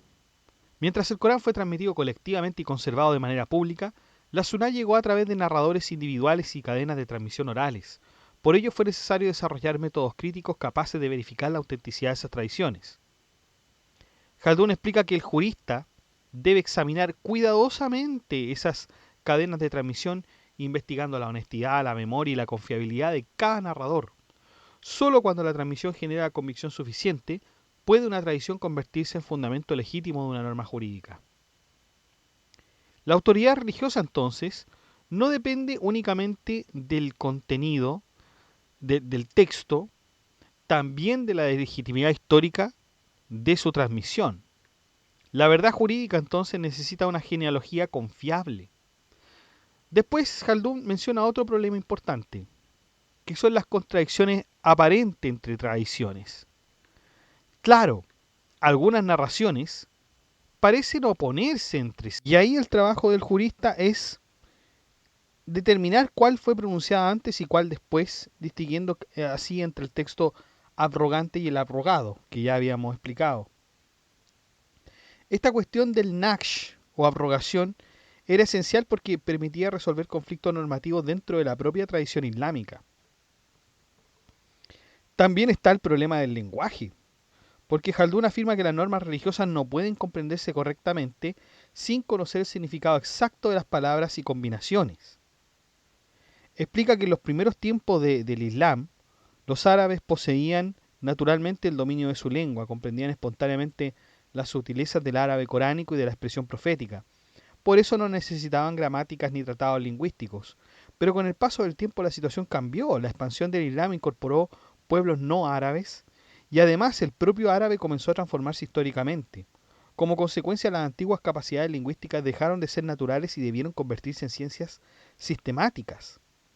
Por eso surgieron disciplinas como la gramática, la sintaxis, las flexiones y la retórica. Jaldún las considera indispensables para la jurisprudencia porque interpretar la ley divina exige comprender exactamente cómo funciona el lenguaje revelado. Los juristas desarrollan reglas metodológicas para extraer normas jurídicas a partir del lenguaje de los textos sagrados. Las palabras del Corán y de la Suna contienen múltiples significados posibles, pero solo algunos de ellos permiten deducir verdaderas máximas jurídicas. Por eso no basta con conocer simplemente el idioma árabe. Es necesario poseer principios interpretativos especializados capaces de distinguir qué significado tiene relevancia legal. Los juristas elaboraron reglas complejas destinadas a controlar el sentido de las palabras y evitar las interpretaciones arbitrarias. De hecho, hay varios principios técnicos utilizados por los juristas musulmanes. Y ahí pone un ejemplo Jaldún, porque si una palabra posee varios significados, puede entenderse simultáneamente en todos ellos. Ahí había un problema. También se pregunta si la conjunción y implica necesariamente un orden temporal o simplemente una acumulación. Estas cuestiones parecen lingüísticas, meramente lingüísticas, cosas que uno podría no preocuparse, pero tienen enormes consecuencias jurídicas y rituales. Jaldún también menciona debates sobre el carácter de los mandatos divinos. Cuando Dios ordena algo, ¿ese mandato implica obligación estricta o mera recomendación? ¿Debe cumplirse inmediatamente o puede postergarse? Del mismo modo, cuando algo es prohibido, ¿ello significa que es intrínsecamente malo o simplemente ilícito por decisión legal? Estas preguntas muestran hasta qué punto la jurisprudencia islámica clásica desarrolló una sofisticada filosofía del lenguaje. Cada partícula gramatical podía tener consecuencias legales importantes. También hay problemas relativos a las normas generales y sus excepciones. Cuando un texto general excluye ciertos casos particulares, ¿pueden los casos restantes seguir utilizándose como regla universal? Este tipo de problemas tenían a nivel de lenguaje.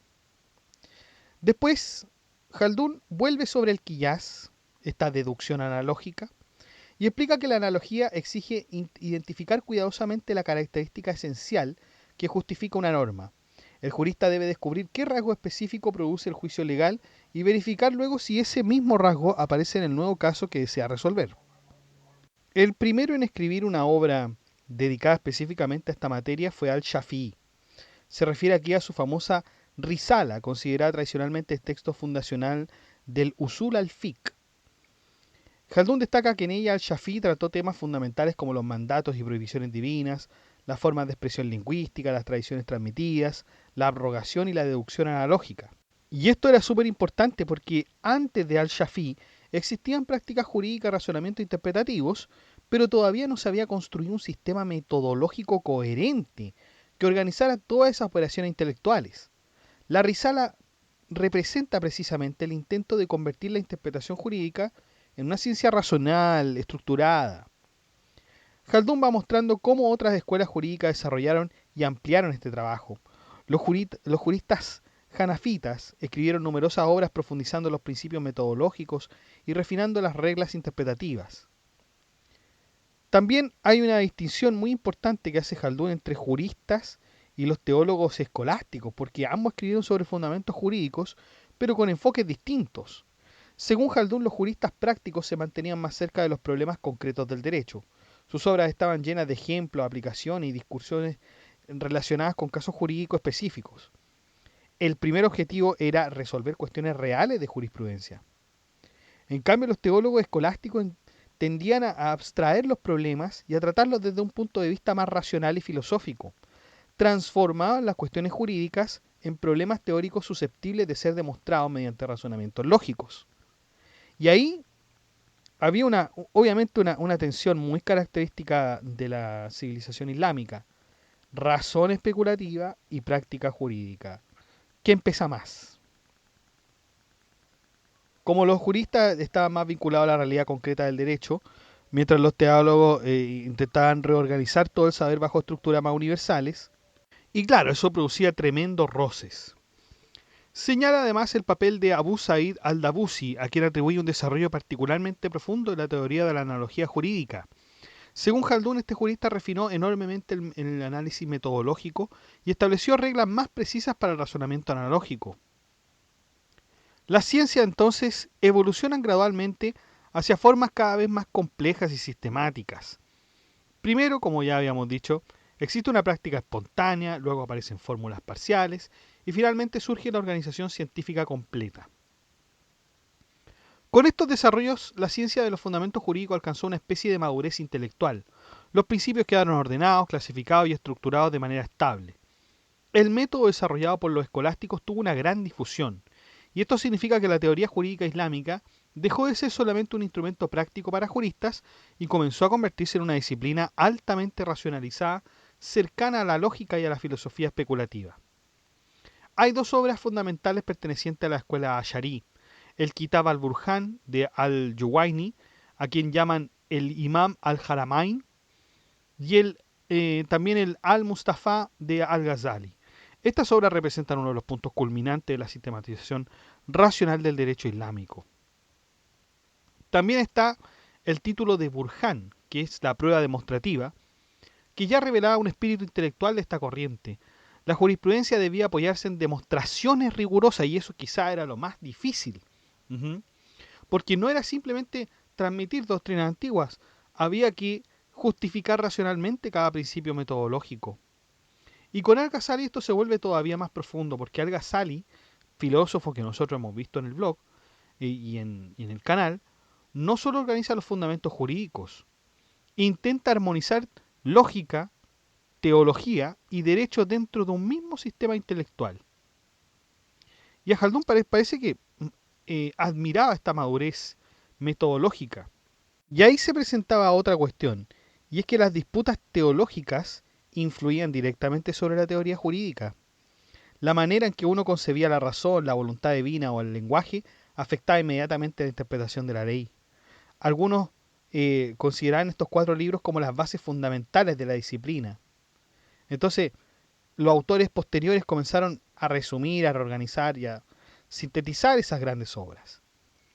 Y ahí aparece otro personaje, después de los que acabamos de anunciar, que también hemos visto en el canal, que es Fajr al-Din al-Razi, a quien Ibn Khaldun llama el Ibn al-Hatib. Su obra Al-Mahsul, la recopilación, condensó las doctrinas posteriores. De hecho, nosotros vimos de Fajr al-Din al-Razi, habíamos visto el gran comentario, ¿ya? Para que ahí usted lo vea, es un podcast súper largo, una gran obra, pero ahí está. Y claro, esto demuestra una tendencia típica de las ciencias maduras. Una vez que la disciplina alcanza enorme complejidad, surgen compendios, comentarios, etc. Junto a él también aparece Saif al-Din al-Amidi, con su Kitab al-Ahkam. Ibn Khaldun distingue cuidadosamente en todo caso sus estilos intelectuales, porque Fajr al-Din al-Razi multiplicaba ejemplos y argumentos mostrando una mente en realidad expansiva, especulativa, y al-Amidi, en cambio, prefería la precisión metodológica y el refinamiento técnico. Y esta comparación era muy importante para distinguir, o para, por ejemplo, si alguien quería ir en profundidad, bueno, Fajr al-Din al-Razi. Si alguien quería consultar algo en concreto, al-Amidi. Y hay también numerosos autores que resumieron y adaptaron esa obra. Ahí está Siraj al-Din al-Urmawi, Taj al-Din al-Urmawi, al-Karafi, al-Baidawi, Ibn al-Hajib, etc. La verdad es que todos estos textos sirvieron como comentarios, sirvieron como explicaciones a las grandes cuestiones islámicas, pero después se transformaron en manuales para estudiantes, mientras que otras obras más complejas ya eran más para especialistas. También resulta importante que Khaldun nos diga que estas obras circularon tanto en Oriente como en el Occidente islámico. O sea que ya había una comunidad intelectual islámica importante. Ahora, con todo esto, muchachos, obviamente se formaban diversidad de opiniones jurídicas dentro del Islam. La jurisprudencia se basa en indicios obtenidos de los textos revelados, como ya sabemos, y debido a ello era inevitable que surgieran desacuerdos. Los juristas interpretaban de forma distinta los textos del Corán y de la Sunna, evaluaban de manera diversa las tradiciones y aplicaban diferentes métodos analógicos. La diversidad jurídica no era accidental, porque derivaba naturalmente de la complejidad del lenguaje y de la pluralidad de interpretaciones posibles. Con el desarrollo del Islam, estas divergencias crecieron enormemente y cada región y cada comunidad tendió a seguir al jurista cuya metodología le parecía más conveniente. Khaldun afirma que este proceso culminó con la consolidación de las 4 grandes escuelas sunitas, la Hanafita, la Maliki, la Shafi y la Hanbalí. Estas escuelas terminaron convirtiéndose en las columnas del edificio religioso. El derecho islámico entonces ya no descansaba sobre individuos aislados, sino que se empezó a institucionalizar en tradiciones, contextos, maestros, discípulos y métodos definidos. Además, Khaldun explica por qué dejaron de surgir nuevas escuelas importantes, porque pareciera que esas estaban ahí, y terminó y ya no aparecieron más. Y la razón principal fue la dificultad extrema del ijtihad, es decir, del esfuerzo independiente de interpretación jurídica. Parece que el máximo ya esfuerzo por esta interpretación llegó a 4 escuelas. Con el paso del tiempo el volumen de conocimiento requerido se volvió gigantesco. Un verdadero mujtahid debía dominar cuántas cosas, imagínense, el Corán, las tradiciones, la gramática árabe, la retórica, la lógica, la analogía jurídica, las divergencias doctrinales, la autenticidad de los isnad y los principios metodológicos del derecho. O sea, la acumulación progresiva de saber hizo prácticamente imposible que aparecieran nuevos fundadores de escuela. La institucionalización del conocimiento, claro, produce estabilidad, es fantástico, pero también reduce la innovación radical. Las controversias jurídicas en todo caso continuaron, pero bajo nuevas formas, porque ya no se discutía para fundar sistemas nuevos, más bien para defender doctrinas de cada escuela establecida. Y así nace la ciencia de las controversias, el Ilm al-Hilaf. Y su objetivo no era destruir las otras escuelas, más bien era comprender por qué cada imam llegó a determinada conclusión, qué principios utilizó, qué textos privilegió y qué método de razonamiento aplicó. Por eso Khaldun presenta estas discusiones como ejercicios intelectuales altamente refinados. Las controversias podían variar mucho y a veces coincidían, al-Shafi'i y Abu Hanifa contra Malik y Ibn Anas, pero otra vez ocurría lo contrario, o sea, no existía una posición rígida entre bloques, muchachos. Y ahí, estimados, terminamos entonces esta segunda parte del libro sexto sobre la educación. Llegamos hasta el libro 9 entonces, del 1 al 9.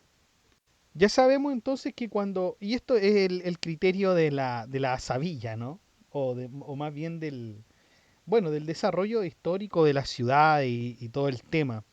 Cuando estamos recién partiendo, las cosas son muy simples en un imperio, en una ciudad. No hay conocimientos muy refinados, todo lo contrario, hay una cuestión de sobrevivir. Tenemos que sobrevivir y las ciencias que nos parezcan más aptas para sobrevivir las vamos obviamente a desarrollar mucho más que aquellas que son sofisticadas, que todavía no conocemos porque estamos recién partiendo. Tenemos que establecernos, ser más sedentarios, establecernos con una ciudad y ahí si es que hay un excedente de las cosas, de los recursos, bueno, ahí quizás podríamos dedicarnos a cosas más sofisticadas como en este caso las ciencias, ¿no? Em, y claro, como dice el primer capítulo, la existencia de ciencia y de enseñanza en el estado civilizado es un hecho conforme a la naturaleza. Ujú. Es increíble lo que dice Khaldun. Parece muy simple, pero es absolutamente importante y que a veces se olvida que la enseñanza requiere de un maestro. ¿Mm? La enseñanza requiere de un maestro y es muy difícil que uno pueda enseñarse a sí mismo. Hay casos que sí, hay musulmanes, hay filósofos islámicos que sí lo creyeron. Por ejemplo, Abentofail con su obra El filósofo autodidacta. ¿Ah? ¿Se acuerdan? Que fue una de las primeras novelas de la historia y nosotros la habíamos visto en Filosofía Apuntes. Usted puede buscar ahí y lo va a encontrar de lo más seguro. Eh, y otra cosa es que, claro, nosotros tenemos un maestro que va enseñándole a un discípulo, etcétera, todo lo que atañe a lo que le va a enseñar. Y así, la enseñanza hace parte de las artes. ¿Ah? Esto yo me acuerdo que lo señalaron alguna vez en pedagogía. ¿Ah? No tenían la educación como una ciencia. Yo me acuerdo que una profesora por ahí decía, en una postura muy particular, y decía, la educación no es una ciencia. No, la educación no es una ciencia porque no tiene objeto de estudio. No tiene objeto de estudio. Por ejemplo, la educación uno podría decir, pero es que el objeto de estudio es el niño. pero es que el objeto del estudio de cómo aprende el niño es de la psicología. ¿Ah? Quizás hasta incluso de la psiquiatría. Podría ser la educación el estudio de la enseñanza, del profesor, etcétera, pero ahí podríamos decir, ahí está la pedagogía, pero se vuelve muy difuso. Se vuelve muy difuso. Entonces pareciera ser que la enseñanza hace más bien parte de las artes. Porque incluso véanlo ustedes en los institutos, o sea, usted que me está escuchando y es profesional o es técnico, se va a dar cuenta que cuando uno entra a un instituto, uno entra a una universidad, tiene profesores, por supuesto, de la especialidad, pero que no son pedagogos. No son pedagogos, no son profesores, no estudiaron pedagogía. Son profesionales con gran conocimiento, con magíster, todo lo que ustedes quieran, pero no son formadores de estudiantes. ¿Por qué los tienen ahí? ¿Por qué la universidad los tiene ahí? ¿Por qué el Instituto Técnico también los tiene ahí? Y uno se podría preguntar, es que bueno, es súper difícil, hay un razonamiento práctico, ¿no? Es súper difícil que nosotros podamos tener a un ingeniero, imagínate, un ingeniero comercial, que además sea profesor. O sea, que haya tenido dos carreras, aquí las carreras duran 5 años, entonces imagínense 10 años para estudiar una carrera, los institutos no pueden esperar esa cantidad de tiempo para tener, digamos, para contratar profesores. Ujú. Entonces, bueno, que sea un profesor, un ingeniero comercial, que tenga los suficientes conocimientos y bueno, si le va a enseñar a adultos, los adultos no van a necesitar tanta instrucción. Pero yo creo que ese es un gran error, es un gran error. Pero es también un pensamiento común en el sentido de que la enseñanza no es una ciencia que se debe aprender, parece que es más bien un arte, es más bien un arte. Los padres, a nadie le enseñan a ser padre y el padre tiene que educar, tiene que enseñar. ¿Se dan cuenta? Entonces pareciera ser que no es una ciencia. Y cuando esta ciencia se vuelve más sofisticada es porque hay, obviamente, mayor civilización, mayor desarrollo, hay un gran progreso, hay un gran progreso. Cuando vemos que hay un montón de universidades, que hay universidades que, por ejemplo, en sus programas pueden tener inglés. Cuando usted vea un instituto o una carrera que en su programa puede tener inglés, obviamente es porque ahí hay recursos como para poner una materia tan importante como es el idioma. Otra universidad que, por ejemplo, no sé, tenga carreras como teatro, sin menospreciar a los que son actores, por supuesto que no, pero también es un lujo cuando en un país yo tengo una carrera que obviamente, y así como educación también, quizás no es tan cotizada, que no es tan bien mirada en el mercado, cuando yo la puedo impartir, quiere decir que yo tengo recursos para impartirla. ¿Mm? Y así como cualquier otra carrera que se tenga, que no sea para sobrevivir, digamos, sino que sea para estudiarla, digamos, de forma ya más extensa. O sea, también volvemos al concepto del lujo, el concepto del lujo. Esta ganancia que yo tengo y del cual hay un excedente, hay algo innecesario, pero de lo que al mismo tiempo yo disfruto. Disfruto ¿por qué? Porque me da comodidad. El lujo y la comodidad están muy, muy, muy relacionados. Ujú. Pero también el lujo hace una advertencia a las otras personas. Hace una advertencia. Cuando yo puedo disfrutar del lujo, le estoy diciendo a otra persona, oye, aquí sí hay recursos. Aquí sí hay recursos. Aquí hay estabilidad. Pero Jaldún también dice que el lujo, la introducción del lujo, constituye también el deterioro de los imperios. Y bueno, Jaldún va contándonos esto de la enseñanza, de las artes, de las ciencias, y eh, una vez nombrando ya las básicas, comienza a nombrar las ciencias coránicas. ¿Ah? Porque si hay algo distinto de todas las ciencias que nosotros hemos podido ver y toda la filosofía que hemos podido ver, la musulmana es obviamente una de las más distintas, ¿ah? Sino la más distinta.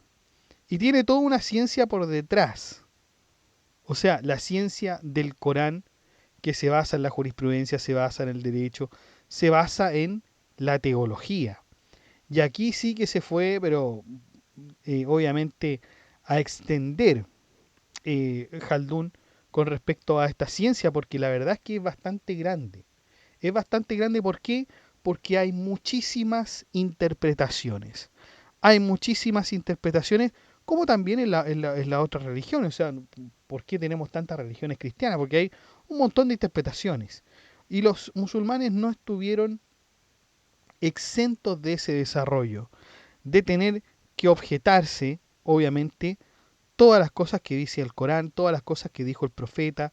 Estaban pasando por un desarrollo muy similar al del cristianismo con respecto a sus propios credos, ¿no?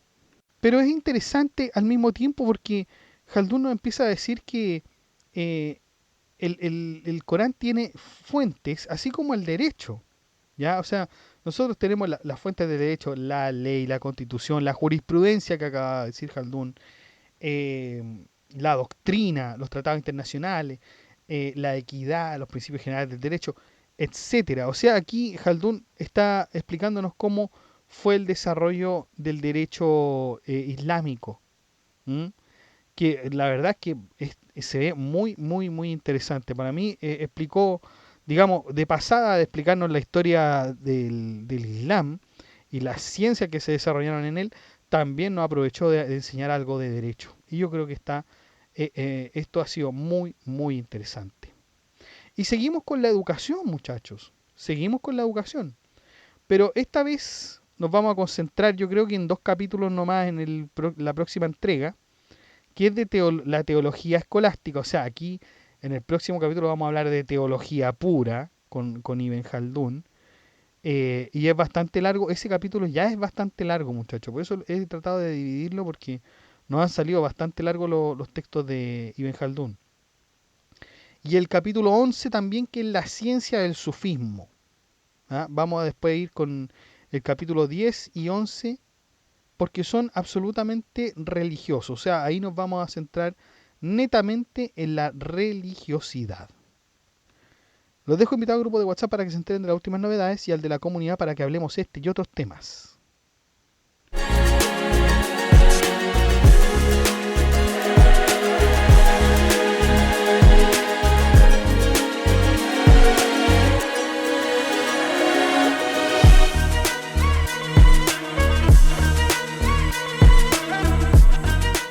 Bueno chicos, eso ha sido todo. Muchas gracias por escuchar este podcast. Si le ha gustado, dé like, comente, comparta, suscríbase, acceda al blog que está en la descripción del video, haga soporte en PayPal, en Patreon y saludamos a nuestro mecenas medieval que es Gab Welther, quien ha colaborado en Filosofía Apuntes desde tiempos inmemorables. Muchas gracias Gab Welther, gracias por tu significativo aporte a este canal que solamente busca difundir la filosofía. Saludamos también a nuestros grandes mecenas romanos que son Abstract Panicker, José Manuel Santos, Ricardo, Luis Gilberto Osorio Casas, Leticia Mejías, Noecita, Lago Sam, Héctor Aybar Díaz 4611, María Alejandra Durango, Nesa Basilio, Sebastián Gallo 3370, Isabel Gutiérrez 6878, Luis Carvajal Colarte e Indómita Chang. Muchas gracias muchachos por su colaboración. La verdad es que esta colaboración que ustedes hacen me incentiva a seguir produciendo el conocimiento y esta síntesis de los libros filosóficos más importantes. Y usted también puede colaborar en Filosofía Apuntes uniéndose a las membresías de mecenas que tenemos incorporadas. Debajo de cada video está el botón unirse. Usted hace clic en el botón unirse y ahí le van a salir las membresías con los precios que a usted más le acomode para aportar a este canal. Si no le acomoda ninguno de los aportes, no importa, usted puede también colaborar por medio del botón gracias o bien con una suscripción. Muchas gracias a todos, que estén bien, cuídense, chao.